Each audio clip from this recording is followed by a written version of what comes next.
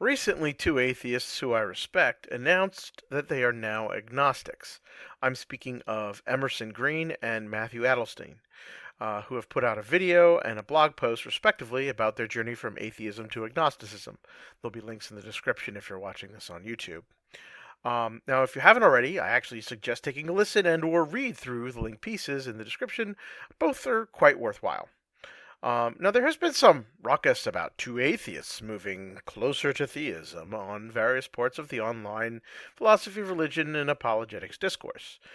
I kind of find it funny that if you merely search Matthew's name on YouTube right now, the top two hits are going to be his appearance on Christian apologetics channels before anything else, including a thumbnail from Capturing Christianity talking about an incredible story, labeling him a former atheist. I mean, the dude went from atheism to agnosticism, not a full-on convert. I think it just kind of highlights the thirstiness that Christian apologetics has for atheist converts, especially given the broader trend in the West of most people deconverting from major religions. So I kind of wanted to put some comments out there about this and to make a few observations on both stories.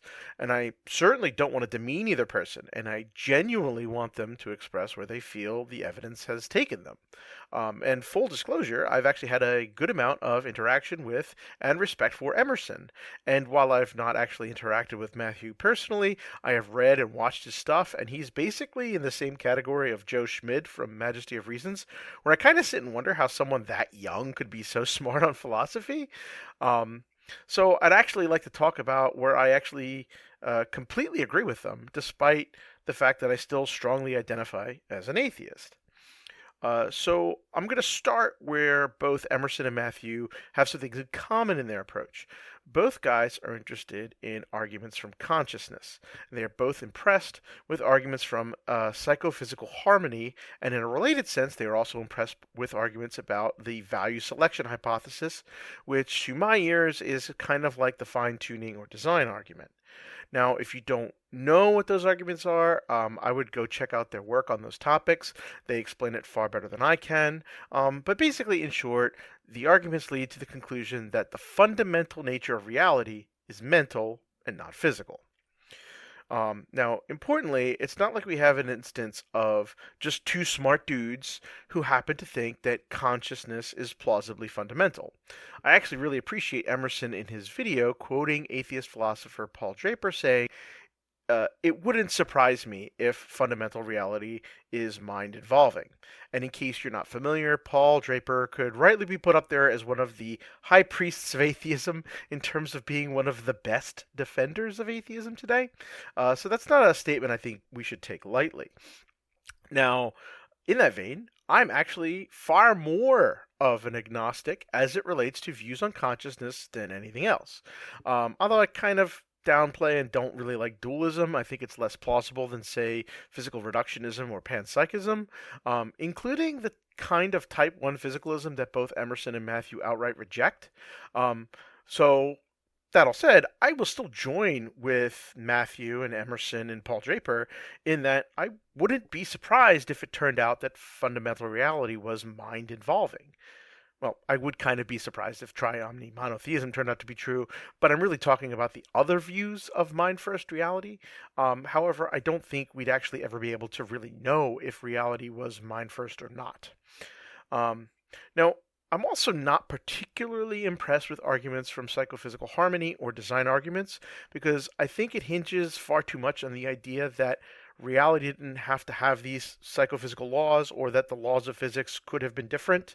And I think that when you try to say that and then apply probabilities to it, it doesn't really make a lot of sense. I think employing the kind of mitigated modal skepticism espoused by atheist philosopher of religion Felipe Leon is kind of the right course of action when it comes to those kinds of modalities.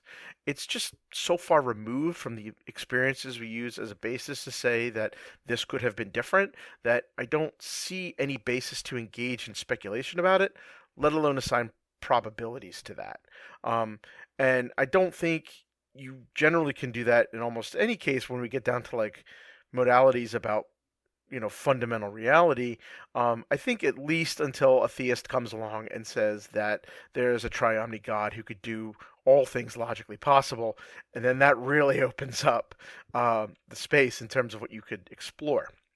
Now, that all said, I do want to acknowledge that philosophy of mind is absolutely not my specialty, and I am pretty sure that both Emerson and Mathew have read more on the topic than I have, which dovetails nicely with one of their other common points, basically that of ambiguity. So the idea is that my epistemic peers, or even my epistemic betters, have views so wildly in conflict with each other and my own that I'm actually inclined to agnosticism when it comes to philosophy of mind, even though I have some preferences.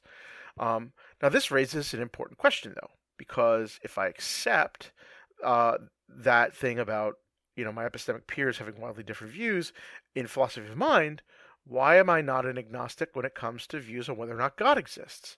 After all, that's exactly what Mathew and Emerson are espousing when it comes to this kind of ambiguity, right? We basically all agree that theism is rational, agnosticism is rational, and atheism is rational, right? Rationality comes cheap, I think is the quote by Emerson, which is pretty spot on. Now, to dig into why I'm not an agnostic and whether or not God exists, I kind of want to get into a little bit of semantics, and it gets pretty interesting. So, like, what exactly do we mean by God, or by an agnostic, or an atheist for that matter? Now, interestingly, both Emerson, Mathew, and myself are all atheists when it comes to the idea that there could be a triomni being of traditional monotheism who has created a hell that beings are either sent to or allowed to exist in, if we want to be very charitable, where those beings will suffer eternal conscious torture. The three of us all agree that no such being exists, and it is impossible for such a being to exist, or at least impossible for the God to exist and create a hell, basically. However, lots of our epistemic peers, and perhaps even our betters, not only believe that it is reasonable to believe in such a being at a place, but also believe that both that kind of God and hell exists. As it turns out, the position of ambiguity on certain topics doesn't really apply universally. Now, this isn't to say the principle is worthless, but the fact is that it has its limits, which is actually something both Mathew and Emerson discuss in their respective publications on the matter. So, at least some positions in certain philosophical topics are just so implausible to us that we have no problem moving past agnosticism and to taking a firm stance on those issues. In fact, if you watch the Capturing Christianity video that Mathew is in with Christian philosopher Dustin Crummett, he brings up this exact point as it relates to type 1 physicalism in philosophy of mind. And it's also interesting to point out, excuse me, that Dustin Crummett is the philosopher of religion who played a large part in Mathew's move towards agnosticism, and he also does not believe that the Christian God subjects people to eternal conscious torture, and he is a universalist. What makes this interesting is how apologists citing these moves on the atheist part, moving towards agnosticism, are typically channels who affirm Christianity is true and that hell exists, yet the movement that we see here is completely on the lines of universalist views of theism. Right, so I think that's a very critical portion, a piece of information to point out. Right, it's only the universalist kinds of theisms that seem to move people from atheism to agnosticism, or perhaps other forms of theism, even. Now, let's talk a little bit more about Emerson's view. He expressly affirms that he is convinced that the Abrahamic God does not exist. And he speaks about other kinds of forms of theism. So the limited theism or other sorts of mind-first based views of philosophy. So basically panpsychism, the value selection hypothesis, etc. And if you're wondering what those topics mean, I really strongly encourage you to listen to Emerson's podcasts and or videos on these topics. He does a great job explaining it. Now, here I kind of want to explore what one means by God, because the topic gets particularly thorny in philosophy of religion, and especially when you mix that with Christian apologetics. Does everybody remember the old New Atheist line about how there are over 3,000 deities out there, and atheists just believe in one less God than the Christian or the Muslim or the Jew? There was basically no shortage of Christian apologetic responses to that particularly cute line by pointing out that deities like Odin, Thor, or Osiris are not really gods, and that God is to be expressly defined as the tri-omni-being of Abrahamic monotheism. And it's those silly new atheists have no idea what they're talking about when they think they believe in less gods than the Christian.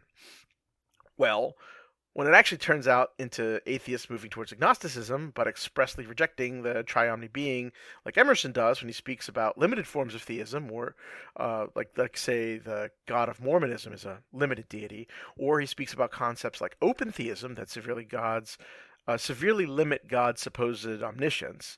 Many of these apologists will gladly call these folk agnostics rather than atheists who explicitly reject the tri-omni monotheistic God. Suddenly, God could be a polysemous word. So it's critical to note what one means by God when we're talking about agnosticism versus atheism, and how you can get really funny with the definitions. Now, I want to be fair. It does seem as if Mathew's openness towards theism is more along the traditional tri-omni monotheistic side. Although those articles in his videos that I saw didn't really see him discuss the plethora of options that Emerson has explored. So I don't really know what Mathew's views on those things are, or at least I've not seen them yet. But I want to point out there's an incredibly large gulf between theism, even in the tri-omni sense, and belief in an incredibly specific religion like Christianity, Islam, or Judaism. I have no idea about Mathew's thoughts on the plausibility of things like the Trinity, incarnation, atonement, resurrection, but Emerson is very explicit in rejecting those things. So suffice it to say that even if one was a theist, the arguments for believing specifically in Christianity face incredibly large hurdles, as I try to convey in my article or video countering the argument for the resurrection. Still, both Emerson and Mathew are merely agnostics, not theists, and both of them give quite forceful presentations of the problem of evil as the main reason why they're not theists, which I broadly agree with, right? So, in fact, Mathew thinks the problem of evil is such a strong argument, it would eliminate theism as an option in philosophy, if not for the strength of all the arguments in favor of theism. My difference here is that I think those arguments for theism are not particularly good, but Mathew will counter that the atheist is forced to adopt all sorts of weird stances, whereas theism has a simpler answer on a variety of philosophical topics, except when it comes to evil, and that's where the theist runs into problems. So there's one final topic both Emerson and Mathew embrace in their respective presentations that I want to address. Both of them reference how theism raises the possibility of an afterlife and existence in heaven, which makes sense given their universalist-only conceptions of theism that they find plausible. Mathew, in particular, has an exceptionally well-written piece about hopeful theism and existence in a universalist heaven, with a nice reference to the movie Pan's Labyrinth. It's almost like a kind of an argument for meaning or existential yearning sort of a thing, and I actually thought it was, pretty well written and executed. I'm not convinced, but I could see the appeal anyway. But when we get there, this is where I kind of want to challenge both of these guys with the problem of heaven. In particular, if it's possible for a God to exist and create heaven, I don't see a good answer as to why we are not directly in heaven from the get-go, especially given the supposed power of God and ability to just make everything great by a little bit of that sweet, sweet beatific vision to all created beings. I think both Emerson and Mathew have a bit of tension between both of them pointing out the utter implausibility of theodicies presented to try and answer the problem of evil, where I agree with them. But both of them think that an existence in heaven is something to hope for. Now, for me, the existence of heaven is simply the other side of the coin of the problem of evil. If heaven is remotely possible, a world with no suffering or evil, then just why aren't we there to start? If there was no evil, that's what we'd be in.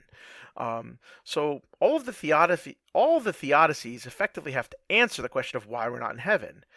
And all three of myself, Mathew, and Emerson all agree that those theodicies are quite plainly terrible. So I think this challenge is particularly acute to Emerson in a unique way, because Emerson rightly calls limited forms of theism far more plausible than tri-omni-theism, because if God is limited, then the limited theist has a much easier time explaining why there's evil in this world. The problem here is that if there is a limited God who can't help but creating a world with evil in it, how are we supposed to believe that the same limited God can create an eternal heaven where there's no suffering and evil? If they can create that, then why should we exist here? Why not just move all of us over there the moment the limited God figured out how to create the heaven, right?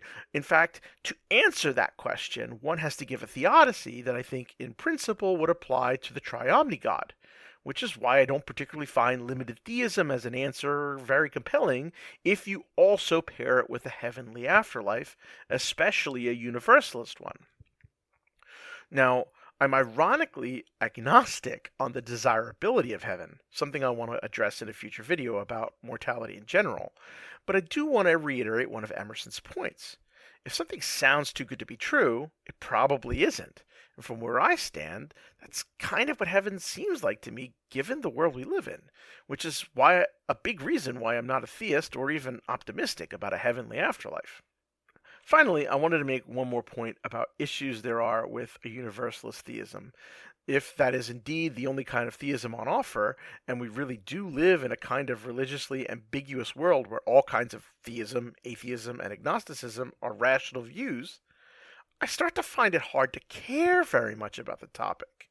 To me, it seems far more plausible to me that atheism is true for the triomni God, and I'm just as agnostic as Matt and Emerson are about limited kinds of gods. But even if I'm wrong, so what? It's not as if I'm justifying all sorts of behavior I think is immoral because I'm an atheist. I still try my best to do what I think is right, and religious ambiguity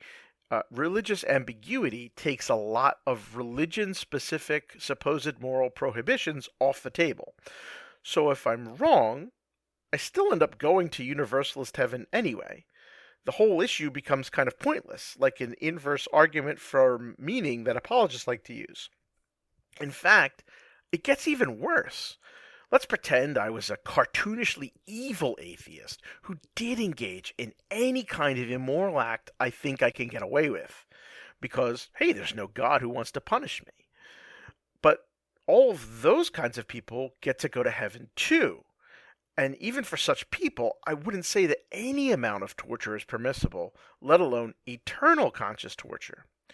We do, after all, think it is incredibly immoral to torture people here in this life. In fact, in America, we even have a constitutional right against being tortured.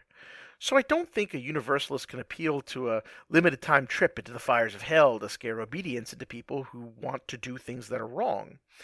Maybe a kind of finite, non-torturous purgatory aimed at rehabilitation before having an eternity in heaven? That seems plausibly fair, but then that doesn't really bother me much either. If that's the case, then I'll just serve my time. I certainly don't see how, say, being a Christian or a Muslim or a Jew or a Hindu or a Buddhist or whatever gets one out of that purgatory in any kind of a plausible way.